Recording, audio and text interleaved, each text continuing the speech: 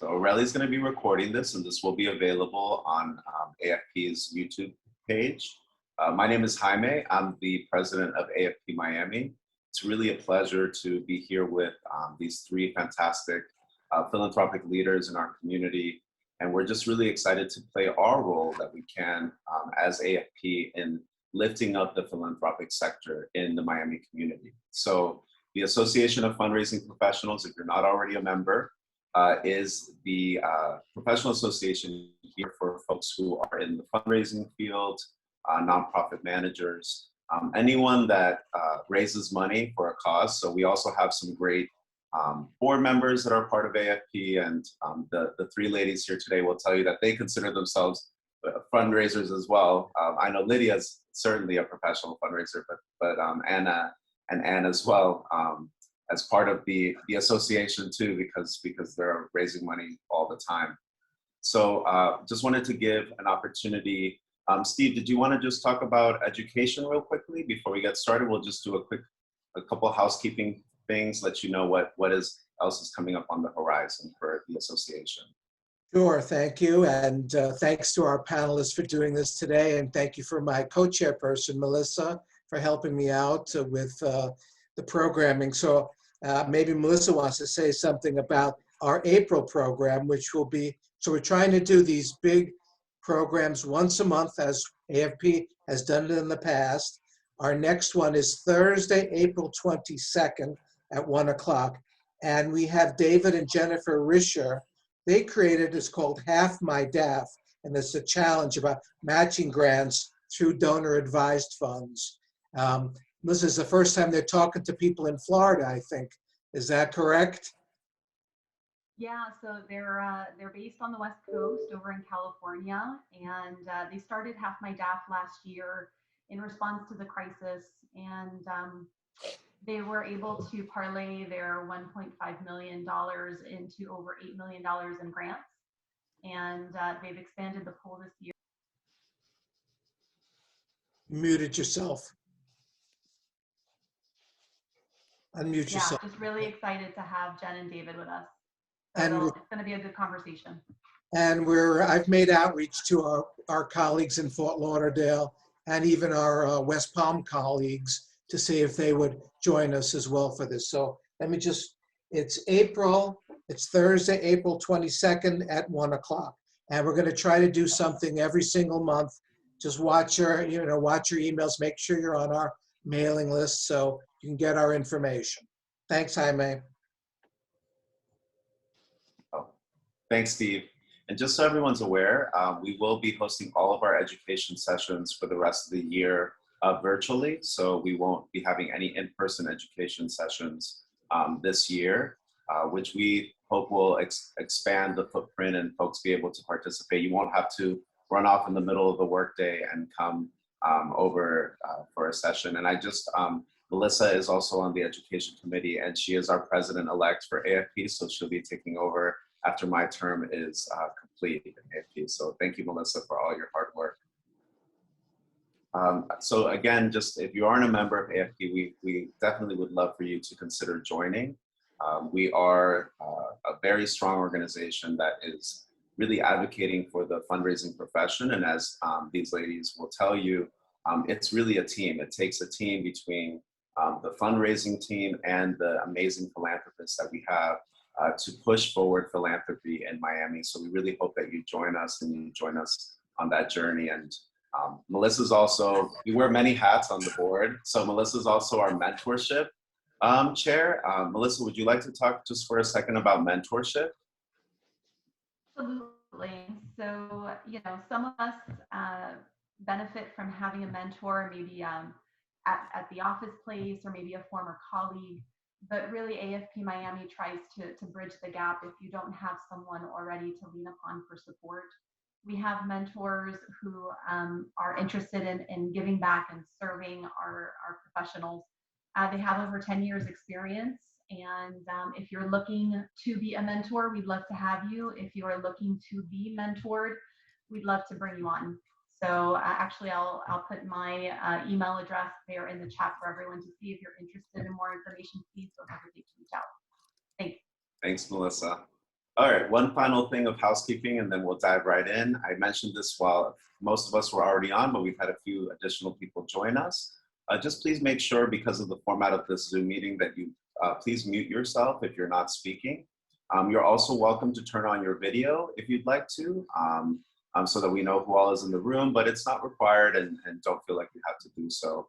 But again, just please keep yourself on mute if you're not speaking, because that way we can hear the panelists. And without further ado, I'm not going to do large introductions or long introductions today because all of you have received everyone's bio, but I would like to ask each of the panelists really how did you first get involved in philanthropy, either by being a funder or working in a nonprofit, but when was your first recollection of philanthropy? And we'll get started with Anna. Hi everyone. It's a pleasure to be here. Happy International Women's Day. What a great day to celebrate, and especially with this panel and all these great people on. And of course, my co-panelists, Lydia and Anne, which I'm super excited to also hear about. So I've always been involved with volunteering. Ever since I was in high school, I always volunteered, and my parents were always very supportive of my spending weekends, doing car washes, raising money for certain organizations, or volunteering at different places. But what really set me up is, I myself was a product of philanthropy. So I received full merit scholarships to the University of Miami for both my undergraduate engineering school and then when I went to law school. So I was very appreciative that someone donated money so that I could go, to the University of Miami. So it was really a transformative experience. But what really got me on the other side of philanthropy, of becoming a donor, is when I was raised in the 1980s. As you know, cocaine cowboys, drug wars. Miami was definitely not the place you thought about when you wanted to raise a family. Yet I loved Miami. My parents were here, my family was here. And I didn't see that side of Miami. I saw a very family-friendly side. I grew up in parks. I grew up going to Zoo Miami. Back then, the Zoological Society of Florida. So when the time came, and of course I was very involved in my kids' school, but I was asked to help with these Feast with the Beast at Zoo Miami. So Zoo Miami was really my first foray into philanthropy, into learning how to be like an adult volunteer, how to recruit others to also become part of it, how to build community and family. And since then, I've been supporting all causes and organizations that elevate Miami. I want Miami to be seen as, a great place to raise a family, a great place where there's great jobs with high-paying jobs, and where the education is great, for students, and that students, after they receive their degrees, they want to come back or they want to stay in Miami. We don't have that brain drain that recently, they've been speaking about. I want to attract big companies over here, and I really do think that philanthropy is the way to build that type of community, and to, encourage families to stay together and to be together and in a common goal, which is to elevate all of us together. Thank you so much. Thank you so much, Anna. We're really happy to have you, and welcome. Thank you. Welcome. Up next, Lydia, same question for you. Well, thank you, Jaime. And again, happy International Women's Day. Very thrilled to be here with all of you. Well, I grew up in New York, and I grew up with a family that had a great spirit of gratitude and kindness and grace. And so for me, by the time I was in high school, I had decided that my career would be in human services. And sure enough, that's what I've studied and been involved in all my life. To me, philanthropy is all about passion for helping others. And as Anna mentioned, really lifting everyone up, empowering them to be the best they could be. And I just live and breathe helping people and seeing them thrive, and certainly working with organizations and volunteers and donors to achieve their vision and their missions. Thank you, Lydia. Thank you so much for joining us. And last, but certainly not least, we have Anne. Would you like to answer the same question and introduce yourself, please? Yes, and I see like my fellow panelists are our roots of philanthropy are based in our youth, instilled by our parents. And I think that that's something that has stayed with me, not only personally, but as I raised my own children and taught them to give back, and with other organizations. It really, grassroots is grassroots, it's bottom up. But my first real feeling for philanthropy came when I came to Miami. I'm from Canada originally, and I had been living in London, England, and my company had a United Way campaign. I had never heard of such a thing, but they said, oh, everybody gives out of every paycheck. And I thought, okay. But I never knew where the money went or how it was being used and how it could make a difference.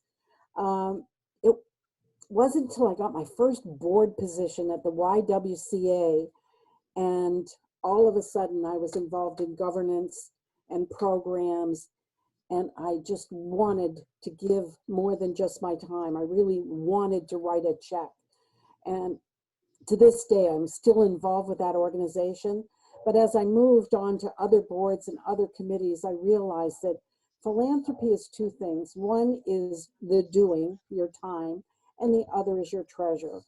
And so for me, and I'm sure we'll talk about this later, I see this whole weaving of the doing and the giving together, and getting to know the organization, partnering with the nonprofits and the charities, so that we're doing more than just one thing. We're just an integral part of their plan.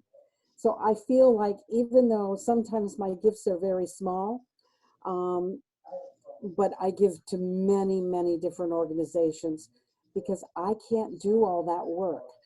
So I can give them money so they can make it happen, like Anna said, to make a better community, a better Miami. I love it. Oh, Anne, thank you so much. Thank you so much. We're thrilled to have you. Welcome. I wanted to take a moment to, of course, highlight International Women's Day. I'm going to share in the chat here the link to this year's theme, which is Choose to Challenge. And we did this already with the panelists sort of prior to the start, but I'd love, since we only have about 30 folks, maybe if everybody wouldn't mind just turning on their video, we'll take a quick photo of everyone. And the Women's Day campaign asked everyone to sort of raise their hand and say, you know, I rise to the challenge of this very, very important issue. So maybe if we can go into gallery view, if everyone just wanted to turn on, and if you'd like to make this commitment with us today to support gender equity, both in philanthropic space and sort of everywhere, you can turn your video on now and sort of join us. We'll all lift our hand, and then we'll have Aurelie take a group shot of us. So that's we'll just waiting for a few more. That's all. Sure. So we'll let you know when to raise your hand, so you don't have to. Your arm doesn't get tired. This wasn't in the program, but I figured it may be a nice thing to do. Yeah. And then we can. All right. Desiree and Ron. All right. So I think we're good. So everyone, just raise your hand, and we'll take a group photo. So Aurelie, if you want to give us the countdown, so we make sure we smile. Yes. 1, 2, 3. There we go. Perfect. Thank you. Thank you all so much. So, all right, let's keep the conversation going. We're really, again, thrilled to do this. And for those of us on the other side of the aisle of women's philanthropy, this will be a really enlightening conversation, but I think it will be for all of us to really hear from you about this issue. So let's get started. And any one of the three panelists, feel free to chime in here. But let's get right into it. Let's talk about, in your opinion, what are some of the differences between women's philanthropy and men's philanthropy, how we approach philanthropic work? Hi, it's Anna. Would you like me to start? Sure. Go for it. Great. Okay, so you know, men and women, we give differently. There have been countless studies and articles written about how women give differently. As a matter of fact, Just last month, the New York Times did a really nice piece. It was called "How Women Are Changing the Philanthropy Game," and I found it very insightful and very true from where I'm standing. So one of the things it said, it used to be that women gave through their husbands, and it was always the husband's name. But if you look back, most of those gifts were always powered by the women. So it was the woman behind the man. But things are changing now, and women want to give in their own right. And we want to be part of that conversation. So whenever you engage and you want to make an ask, and it's to a man, include the wife, include the daughters, include the family, because it really is a family affair. And if you include the family and make it a bonding moment for the family, that's just more power to you, right? It gives your donor a better feeling, and it really commits the whole family, and maybe it sets you up for some generational giving, later on. So women are very committed to their children, their families. As Anne mentioned, she raised her children to be givers. I'm doing the same with my children and my, my nephews, my nieces, and even their significant others, and explaining to them, how important it is, because we all do not want the government to do everything for us. That is how we get into trouble. So philanthropy really provides that gap, really fills in that space between, what people can do themselves and what government provides. And that space is a beautiful space to build community and to, get people together and have people, I don't want to use this, cross the aisle, right? Leave your bubble. So I had a similar experience to Anne with United Way. At my first job, I was told to give because that's the way it was. But I didn't know where the money was going, and it kind of irked me. But as I got to know United Way, and now they run things very differently. United Way is an amazing organization that helps us learn what the community needs and what the community is about. It gives us a historical perspective and really helps us. And they also leverage, every dollar you donate, they almost make like $3 of impact in the community. So with that kind of, that in mind, and women, giving, it's just a beautiful thing to include, the family and to include everything to raise the community together. One thing that I found interesting about this article, it said that women are more likely than men to engage in group giving. And that's very true. That's why you have these women's circles, because women, we do like to socialize and be together, and we socialize through our philanthropy, and then we bring our husbands along. That's another thing the article said, that women socialize their husbands into giving. So it's very interesting, but I think that the philanthropy world, the fundraising professionals, they need to use us in the community, the women who give, as part of your network, as part of your staff, let's say, or we're working together. And that's how we feel about it. Yes, thank you, Anna. That's wonderful. And I think we had talked, we were preparing for this meeting, we had talked, and you just spoke a little bit about that, this idea of connecting the social with the philanthropic giving. And we joked around and we said, it's like having deep fun, deep fun. And what does that really mean? So Anne, would you like to add to what Anna just said and maybe just touch on this idea of deep fun? Yeah, I just think back to all the events I've gone to, and first you buy a ticket or a table or whatever, and then the energy starts to build. The next thing you know, you're buying raffle tickets and silent auction items, and and you have a couple of glasses of wine, and suddenly you're just full of it, and you're having fun, and you're with your friends, and I just think it just elevates the giving. One of the things I was telling you, and I'm still, that my first board, I think I mentioned, was with the YWCA, and 3 of my still very best friends, we met on that board, and we are still besties, and we have lunch, and we've gone all our separate ways, but the friendship has remained. And I realized that a lot of my current best circle of friends were people that I met through philanthropy. So, I mean, that's what I've been telling everyone, get involved, because it will really enrich your life. And of course, for me, there's nothing better than a party. Thank you, Anne. Thank you. Yes. Well, Lydia, building on what they said, it sounds like when working with women philanthropists, really connecting that social with the giving component. So as a practitioner, as a fundraiser, how have you been able, or what tools have you used to really make that connection so that we get more folks like Anne and her friends who joined on a board and now are super close friends? How can we create that space to make that happen so that it's much more meaningful for the donor and in turn, much more beneficial and meaningful for the organization and the staff? Because I know the three of you are friends. It goes Yes. beyond, just I'm the donor, you're the fundraiser, that I think a lot of, there's that kind of relationship that exists a lot. But I think with women, that those barriers are almost broken down, and it is really, we're all one team together. So how have you been able, I know that's a lot of questions in one, but I know you can handle it. Lydia, how have you been able to sort of create that space to really help women feel like they are part of your organization?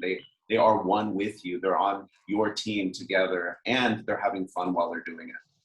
Absolutely. Thank you, Jaime. And of course, I know I met both Anna and Anne through their involvement in Big Brothers Big Sisters, where I was for many, many, many years. And to this day, we do stay in touch. And really, I distinguish men and women in philanthropy very simply. For men, it's a business transactional experience in many cases with that, well, what's in it for me, or that ROI. And for women, it's all about passion for the mission and that socialization, that aspect of making friends and engaging and bringing your friends and your family and the folks that you know into what you are involved in is really the distinguishing factor, as far as I'm concerned, between men and women in philanthropy. And for many, many years, and in fact, I can honestly say that it was the women volunteers, board members, community volunteers, donors that were involved with Big Brothers Big Sisters for so many years that really helped the organization grow. And they did that by bringing their friends and their family and doing all of those things to get involved. Fast forward to this last year of COVID and how things have changed so much in philanthropy. The reality is that even when we're not able to get together face to face as we used to, it's women that have invented the watch parties and the social networking and the gratitude gatherings of donors that have been really remarkable and very impactful, even with everyone experiencing Zoom fatigue. And why? Because women make it fun. No matter what they're doing, that is just part of our DNA, and we bring it into everything that we do, Jaime.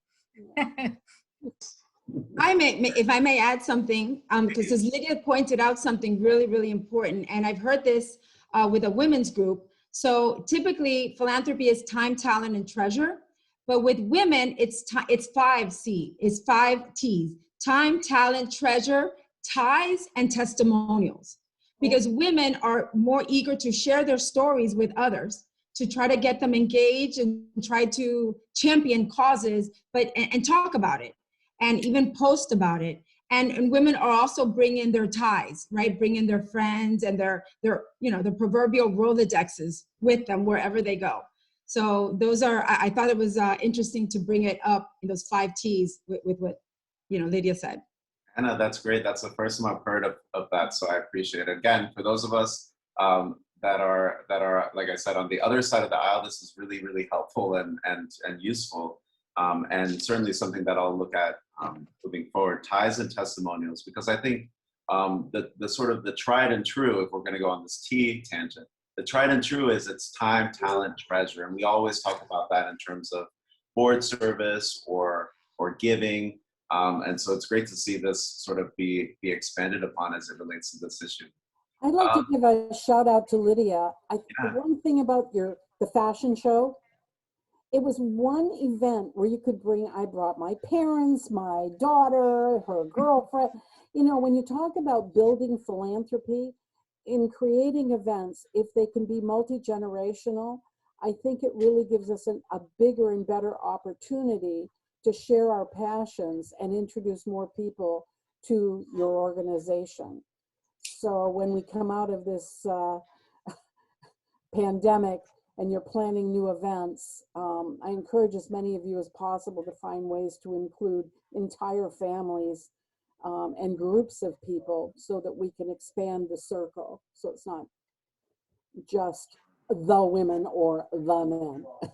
Yeah, and if I may add to that, not only expand social groups, but also for volunteering Yes. events or volunteering things or days. So for example, United Way does that very well. So when they have a volunteering giving day, you are you're told to bring even your kids, even your elementary age kids, so that they start growing up with that feeling of giving back and feeling good about helping and contributing to the society. So it's all about, for women, it's about multi-generational. It's about bringing our networks, bringing our families, and getting them involved, both for social events as well as volunteering events, or even board events, right? Or events at the location, or learning events, opportunities to learn about what our community needs and what's important. Yes, for sure. And when you mention multi-general events, I think that's a very interesting thing to touch upon. When I work now at Miami-Dade College Foundation, and prior to my job at the college, I worked for the Perez Art Museum, and we obviously, as you know, have this big giant gala. It's art of the party, and it's very well known. But we didn't have anything for families. We didn't have a fundraiser for families, and of course, we had lots of programming for families and for children, but we didn't have a fundraiser where a lot of the leaders of our organization, our donors, could bring their kids to sort of see, like, this is what I care about. Let's do philanthropy together. And I think we did it. The first year was right, I think in the fall before the pandemic, and it was a huge success. And to see, the committee was fantastic. It was like 30 super powerful women just really, wanting to do something that could involve their family. So when you said that, Anne, it reminded me of, wow, we were almost blown away by how successful it was. But when you say it, it makes so much sense why it was such a success, because it is that multi-generational, something you can bring your family to. You're not going to bring your kids probably to, a $500 a person gala. They're going to be bored anyway. But you would bring them to something that is family friendly. So thinking, how can we create more fundraising vehicles that are multi-generational and involve the whole family?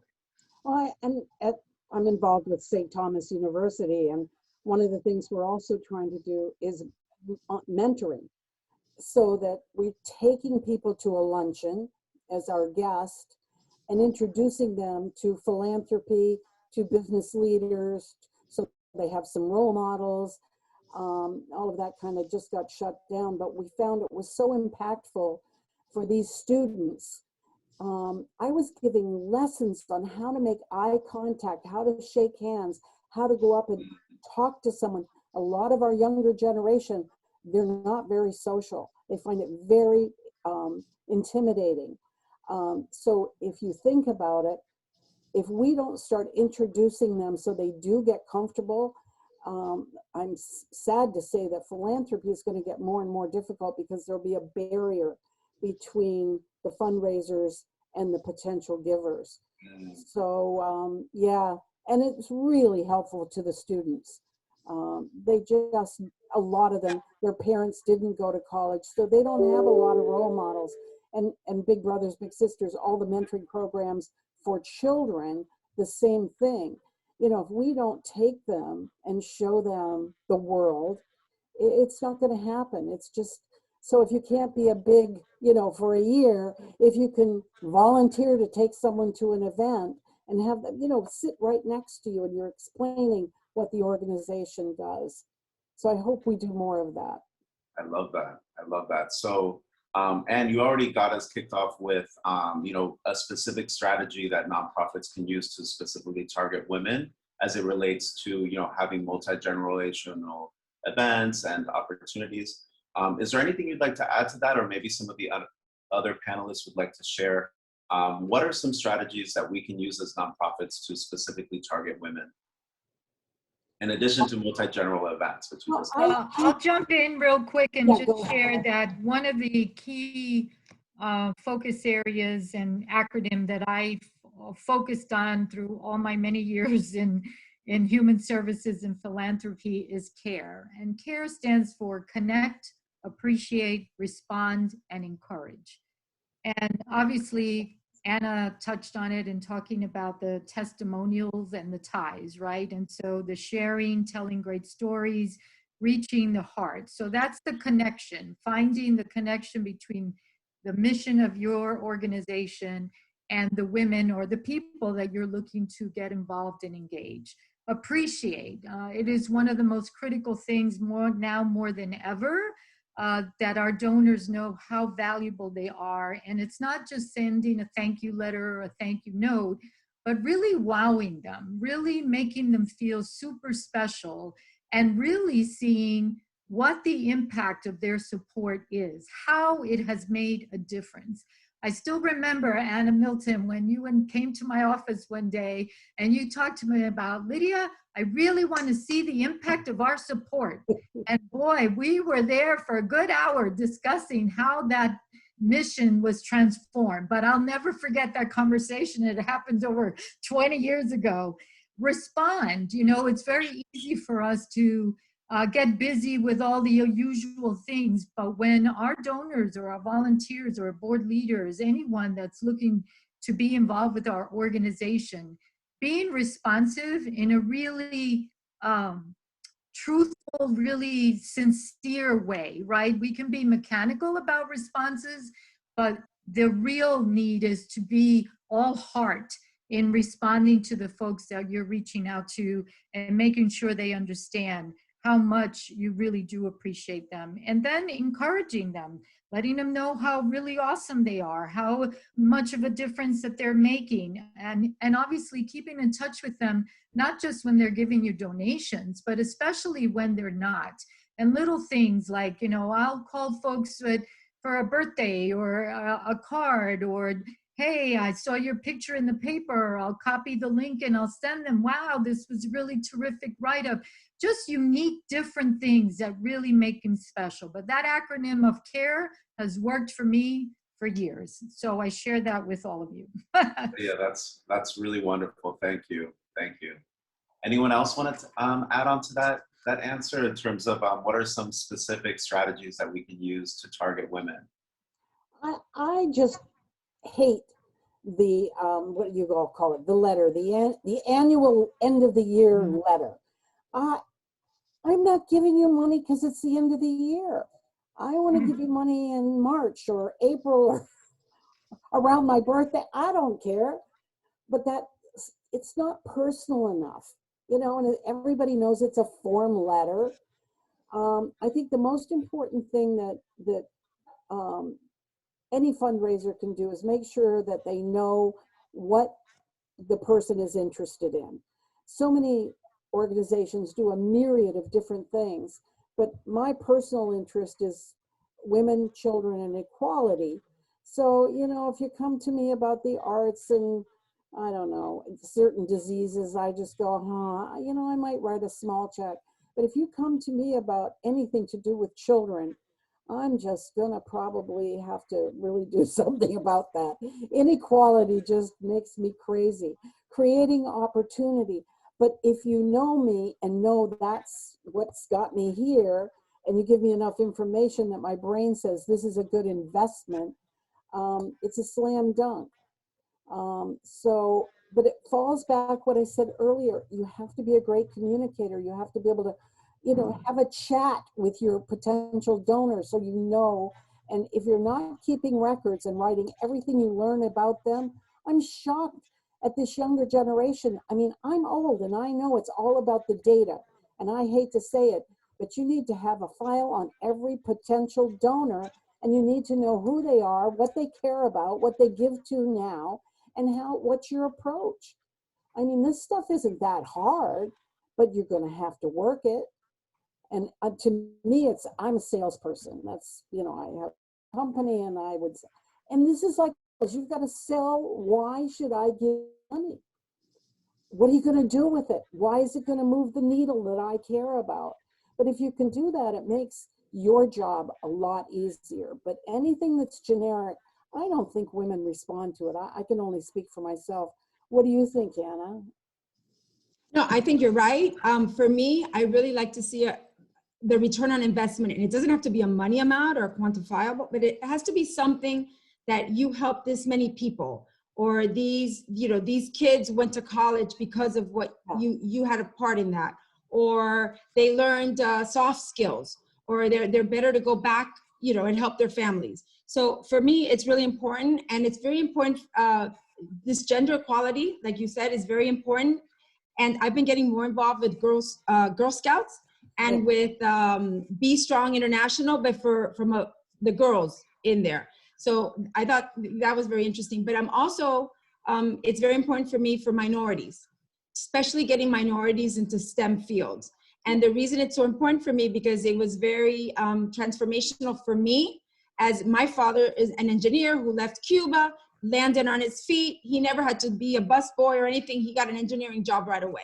So for me, the power of mathematics and being ready to be able to live and work wherever you are with no barriers is very important. And I try to, you know, champion that. And I try to tell, especially minority kids, if you want a high-paying job straight from college, you know, even high-paying internships, you need to go into STEM fields. So for me, that's very important. But especially getting minorities into those fields. Plus, I think it elevates Miami, because Miami is, you know, we're a minority community, right? A majority of minorities. So it's really important to do. But one of the things about women is just ask. So many people go without ever being asked.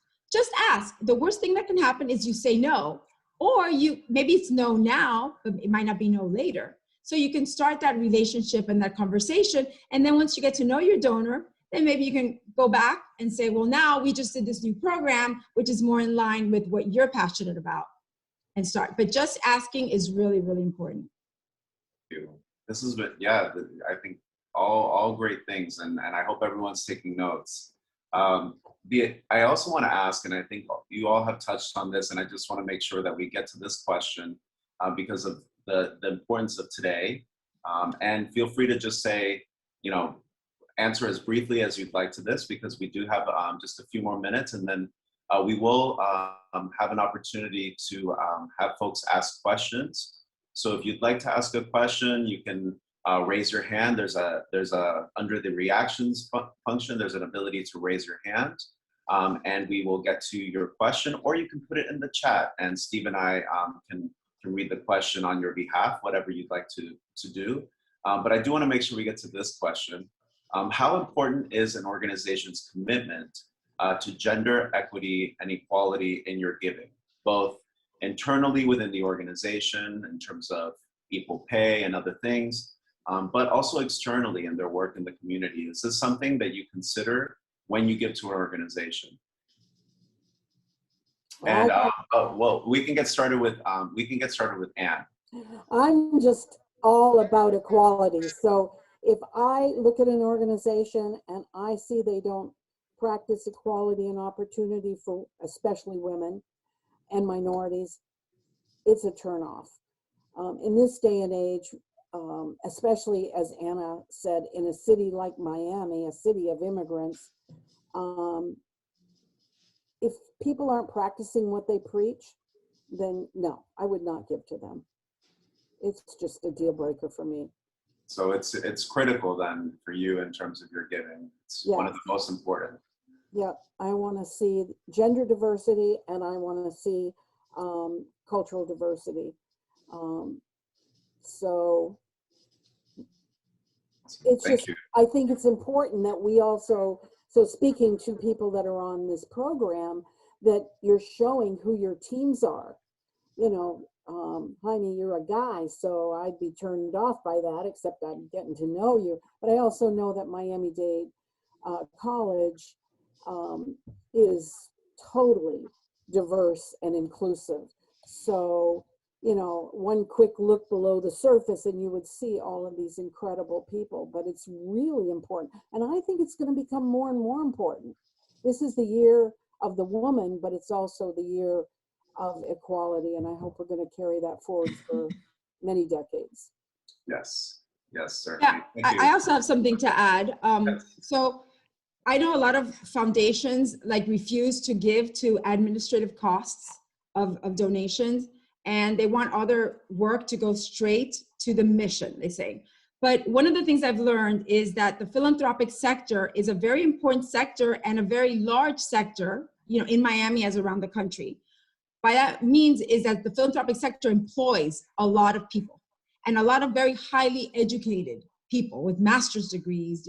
So I don't want to turn off professionals and have them go somewhere else, because we need this talent in the philanthropic realm. So what I'm saying is, when we donate, make sure that we understand that there is an administrative tagged on cost to that, because if we don't keep the nonprofits vibrant, the work will not get done. That's right. And we also have to look out for the diversity and the cultural inclusion of the teams, like Anne alluded to, the teams that are actually doing the work out there, and make sure they're a good representative, you know, good representation of the community. So it irks me sometimes when someone makes a donation and then they say, no admin fee, everything has to go to the mission, because the people that are working the mission, you're not really looking at the whole picture. So it's very important that we also support our philanthropic, I guess, our professionals in that area, the philanthropy space. I learned That's something. a really great point. You know, we lost 1 million jobs in the nonprofit sector during this last year with the pandemic.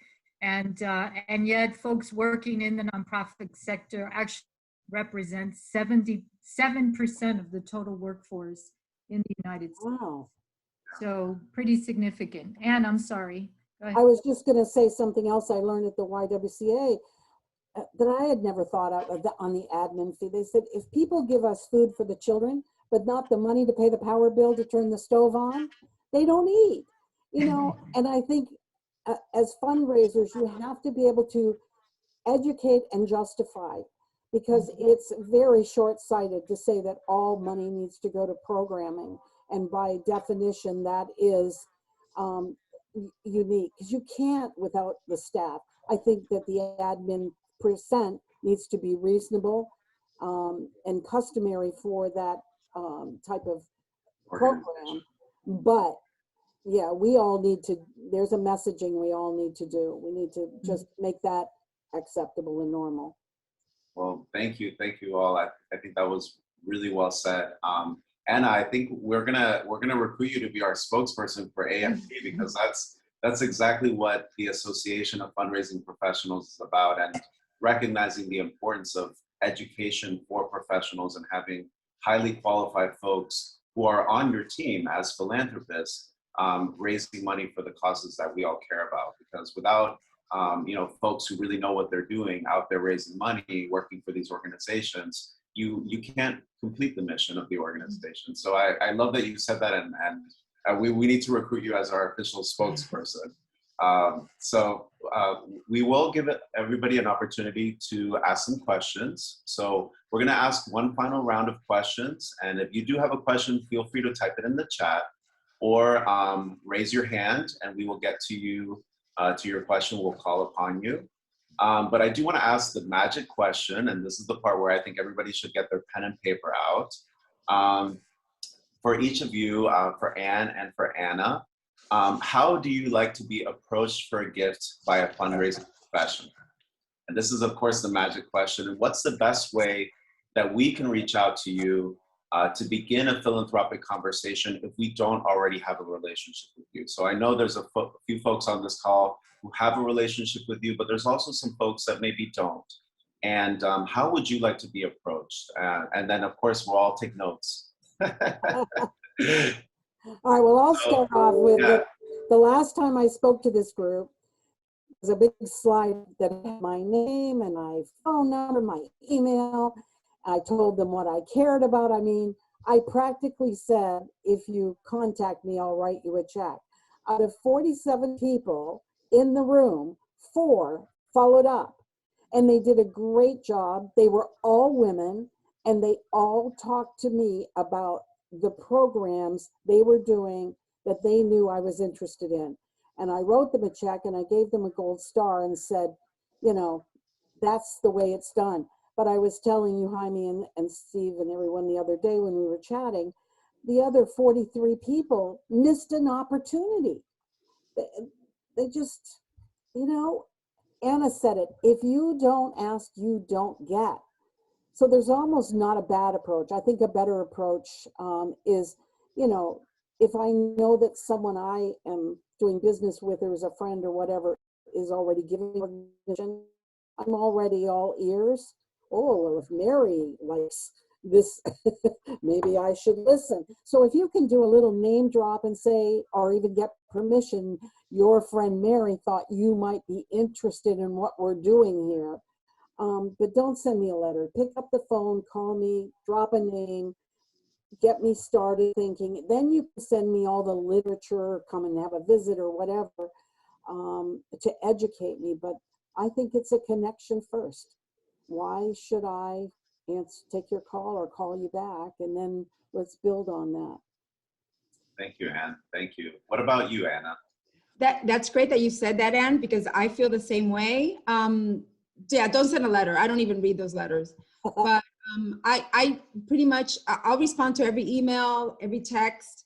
I heard from a very, very brilliant woman once that you should take every meeting that is offered to you, that people request, because you never know what gem is going to come out or what relationship is going to come out. So I really try hard to do that.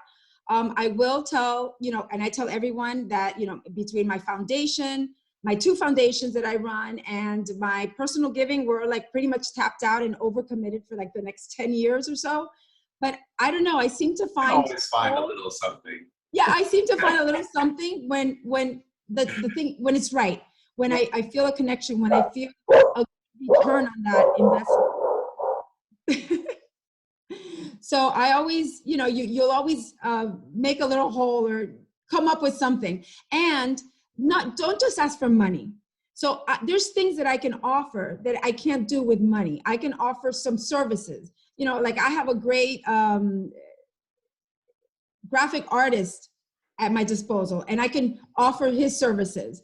I have stuff for the pandemic. When it first came out, we offered apartments to frontline medical workers so that they didn't have to go back home. They were living in tents and in their cars. They didn't have to go back home and with the possibility of infecting their families back when we didn't know what was going on, you know, when this was all strange. So we try to leverage things, our resources, and what we have. So don't always just think of getting a check. You might get something a lot more valuable, and you also might start a relationship that can be very fruitful, you know, down the road in the long run. Thank you, Anna. Thank you. And Lydia, what about you? What have been some things that you've seen work really well in order to engage Anna, or folks like them in our community? Yeah, well, I think the key thing that I did learn is, and to Anne, and Anna made the point that if they don't know you, that, you know, you approach them. The real strategy that works is finding out, and amongst your leadership, whether it's board or other staff or other donors, who does have the best and the closest relationship or connection to an Anne Machado or to an Anna Vega Milton. And I know that that is how we actually got both of them involved at Big Brothers Big Sisters years ago, through people that I knew that knew them and invited them as their guests to something we were hosting. And over time, we developed those close relationships. So connect the dots and put those relationships together. And again, always come from the heart. And they are both women that not only are they super smart, but they care a lot. And so they could see and hear and feel that with our conversations when we were first meeting them. And they've been lifelong supporters and friends. The other thing that the ultimate testament to real relationships. But I was just going to say, the thing you did so well, Lydia, is I would see you at your events, but you went to everyone's events. You met so many people. So those of you who, you know, are in your little world, you need to break out. You need to go to other events, the chamber, go anywhere that they'll have you, because you're going to meet people that you would never meet in your current probably walk of life. And then it's not a cold call anymore. It's a warm call when you follow up. It'll make your job a lot easier, and your world and your universe a lot bigger. Thank you. Thank you, Anne. All right, so I'm sure you all have questions. We have about just about 6 minutes or so for questions. So please, if you do have a question, you can raise your hand, or if you can't figure out how to do that on Zoom, because I know Zoom can be crazy, just feel free to unmute yourself and just say hello and let us know if you have a question for Anna, Lydia, and or for all three of the panelists.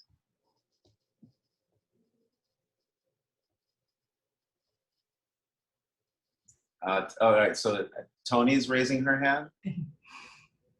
Hi, good afternoon, everybody. This has been wonderful. I love this organization so much. Thanks, Jaime, for all that you do. For Anna and Anne, you have animals. I heard a dog and I saw Anne, your dog, walking behind your chair. So there's my connection. There you go. Oh, there he goes. On cue, on cue. I love it. Thank you. Tony, any other thoughts or questions from anyone else that's on the call? I don't see any hands going up, but let me just make sure. Hold on, I gotta put my full view. Any other questions? We have about 5 minutes, and then it's 5 minutes of these folks' time. Steve, did you have any other questions that you wanted to ask? I know you wrote all the questions. I did help with the questions. You know, what's the most important things that fundraisers should take away from this in terms of involvement of people and involvement of women, specifically since International Women's Day? Is it it's all about relationship building, right? That's the whole key to fundraising.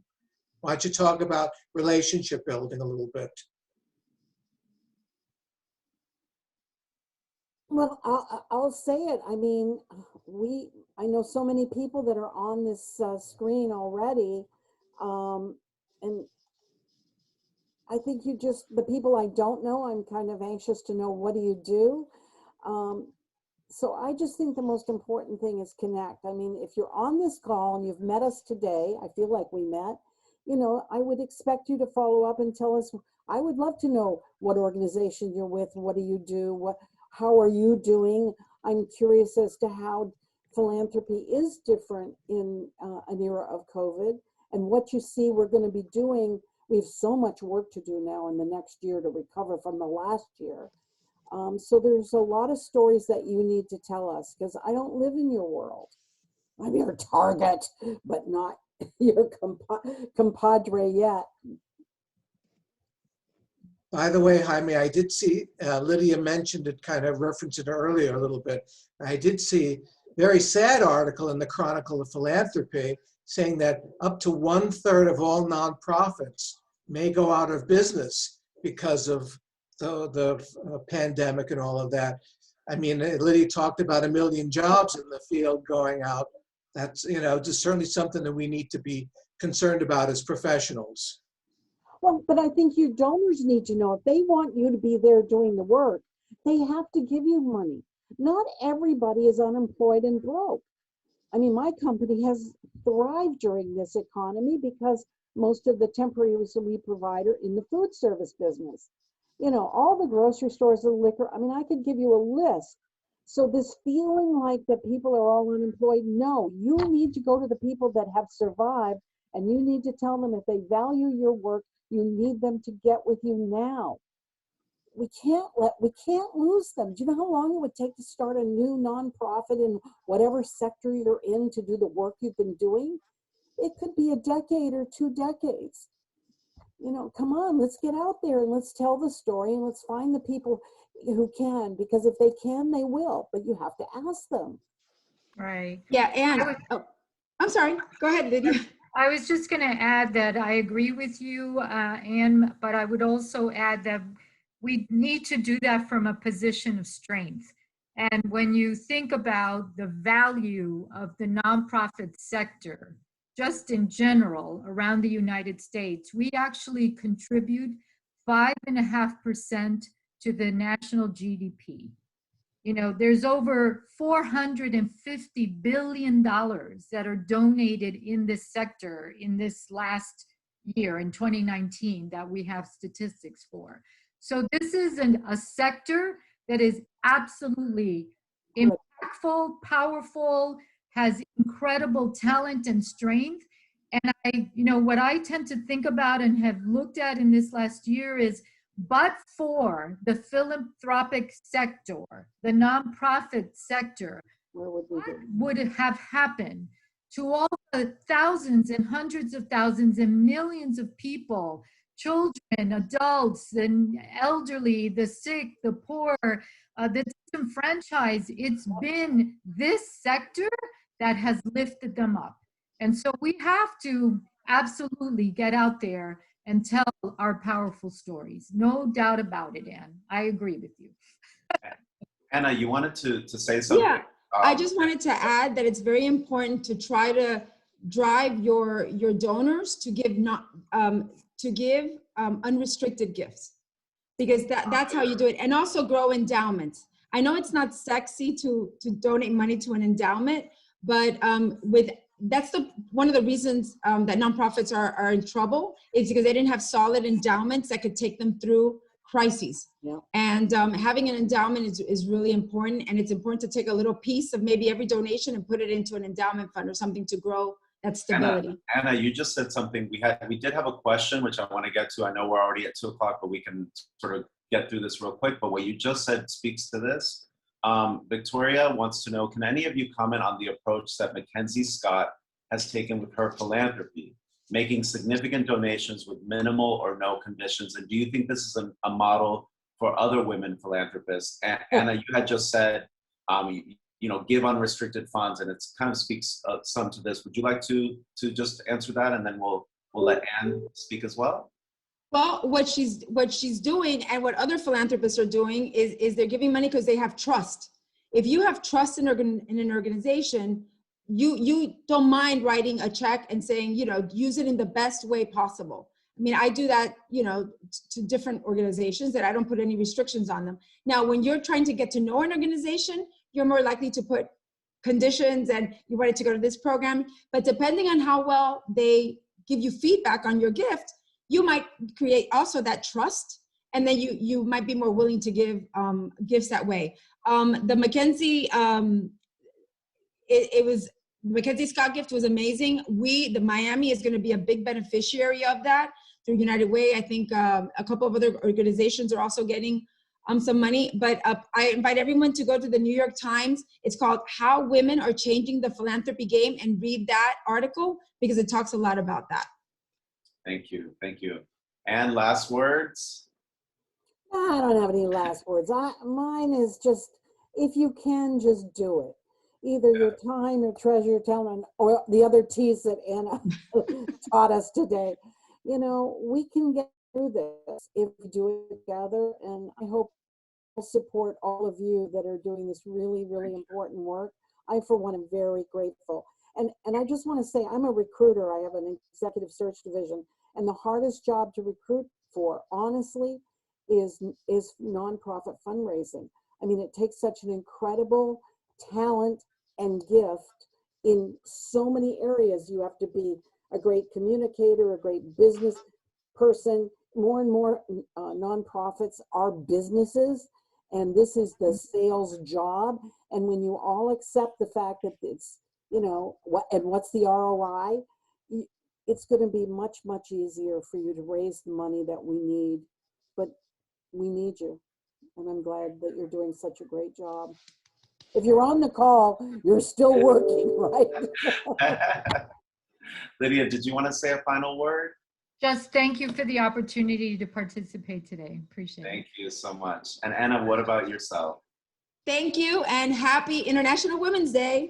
Yes. Thank you to our 3 panelists. Please join me in giving them a round of applause.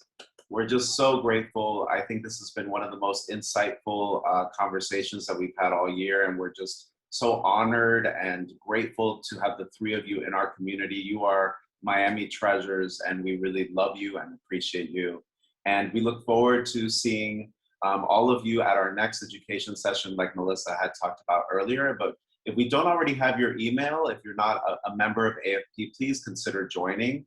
But if you would just like to know about our events and we don't have your email, you can definitely just shoot us an email or go to afpmiami.org and register for our newsletter. Jaime, my Yes. recruiter head just, if you're not a member of this organization, then that's one of the checks, the boxes. You're not a professional. You know, you have to be a part of your professional organization. It's just one of the things you look at of who am I dealing with? Who is this person? And it needs to be in your LinkedIn You guys, profile. I'm telling you, y'all are the best spokespeople for AFP that we've ever had on a panel. So we're gonna record you. We're gonna utilize your skills. I know we will. So thank you all so much, everybody. Have a wonderful day. Have a great week, and happy International Women's Day. We're so happy that you chose to celebrate with us. Have a great day.